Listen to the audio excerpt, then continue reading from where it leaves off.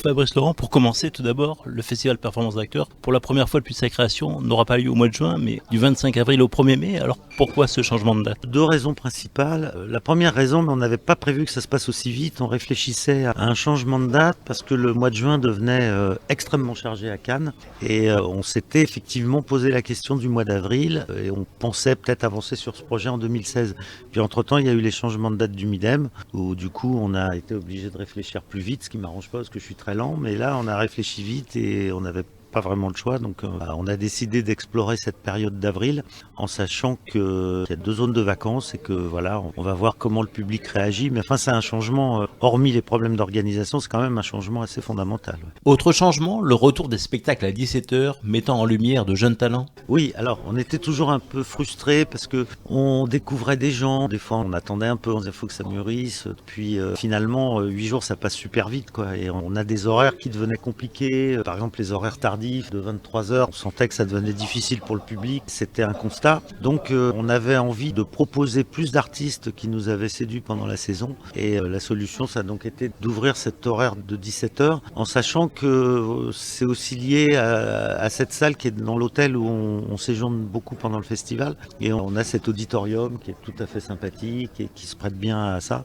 qui est une centaine de personnes. Donc voilà, on a décidé de tenter l'expérience cette année. Parmi ces jeunes talents, quels sont les plus prometteurs? On a adoré cette année Elodie Pou, qui est une comédienne absolument incroyable, qui débute dans le métier. Elle doit avoir 1 an et demi d'expérience sur les scènes. Elle est complètement incroyable. Elle a une force, un jeu magnifique et on a eu envie de l'aider. Geoffrey Jordan, qui est aussi un jeune comédien lyonnais, donc on commence un tout petit peu à parler, mais c'est vraiment un jeune spectacle et on croit beaucoup à ce garçon. Et puis il y a une petite triche sur cette programmation de 17h parce qu'on a programmé Jérôme Rouget, qui était venu déjà il y a 2 ans avec un spectacle qui s'appelle Je me souviens. On adore ce comédien et là c'est un peu le lieu qui a décidé parce que son nouveau spectacle en fait c'est sous forme de conférence, c'est-à-dire lumière allumée, le public assiste en fait à un cours magistral dont le thème risque de déséquilibrer la planète puisque c'est pourquoi les poules veulent-elles être élevées en batterie. Et c'est une des choses les plus hilarantes qu'on a vues cette année, c'est écrit magnifiquement. Il y aura une autre première sur scène, mais là directement au Grand Auditorium avec Norman qui est un phénomène sur internet.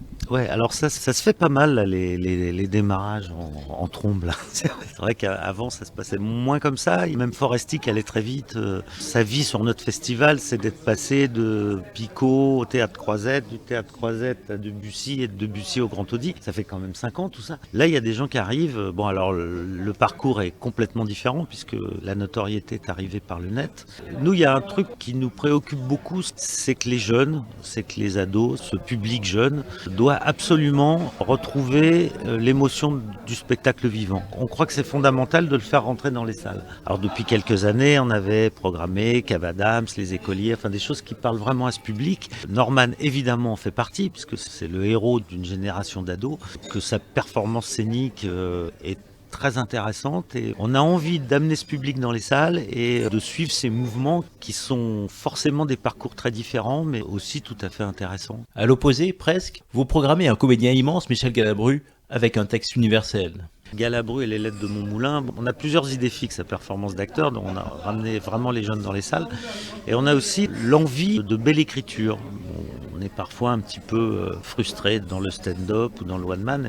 Et quelque chose qu'on aime bien faire, une fois de temps en temps, c'est d'aller dans le grand répertoire et d'aller chercher comme ça des petites perles, des petits chefs-d'œuvre. On a monté plusieurs fois des Molières. Et là, le spectacle de Galabru, hormis l'admiration qu'on peut avoir pour ce comédien, c'est vraiment un texte, enfin 3 textes magnifiques. Et ce spectacle, là aussi, ont toute leur place dans performance d'acteur. Alors vous accueillerez également un rescapé de Charlie Hebdo, Mathieu Madénian. Oui, alors lui c'est la 2e fois, il est venu il y a 2 ans, Mathieu on l'aime beaucoup et ce qui était aussi notre ligne de conduite cette année, c'était d'amener à Cannes des spectacles qui n'avaient encore jamais été vus, donc que ce soit Mathieu Madénian, Virginie Hoc ou Arnaud de Samer, ils viennent vraiment là avec des tout nouveaux spectacles que personne n'aura pu voir dans la région. Mathieu Madénian sera là, est-ce que le festival rendra hommage d'une manière ou d'une autre aux victimes de l'attentat de Charlie Hebdo ?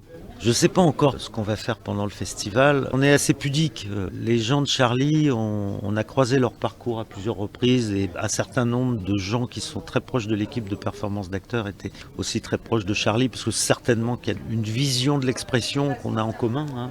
J'entendais parler beaucoup là d'impertinence, de dérision, d'humour. Bon, c'est exactement ce qu'on revendique et on a eu l'occasion de se croiser. Wolinski est venu participé plusieurs fois à Performance d'acteur, il a fait des affiches. Donc voilà, la douleur et l'incompréhension ont été énormes, la tristesse évidemment, et puis peut-être que depuis dimanche, il y a eu un peu d'espoir aussi qui est arrivé.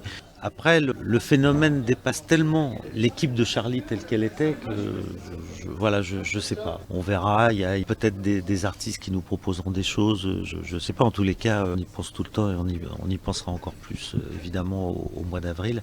C'est en tous les cas un drame qui rappelle que tout a de l'importance, même quand on s'en rend pas compte. Ils étaient un peu comme nous, Charlie. C'était une bande de copains qui avaient envie de se fendre la gueule et qui avaient un talent fou par ailleurs. Et voilà, qui faisaient le journal, mais en rigolant. C'était pas des donneurs de leçons, c'était des gens moqueurs, mais c'était pas des donneurs de leçons. Et il me semble que Performance d'acteur est née un petit peu comme ça, une bande de copains qui avaient envie de faire rire avec des acteurs comédiens qu'on aimait bien, qu'on connaissait bien. Et ça a démarré un peu de la même façon. Et tout d'un coup, on se retrouve autour d'un truc horrible, sanglant. C'est peut-être juste incompréhensible, quoi. On n'arrive pas à se dire qu'un mec qui juste a envie de faire rire les gens avec des choses, et son irrévérence et son impertinence, tout d'un coup va mourir pour ça. Je crois que c'est pas compréhensible.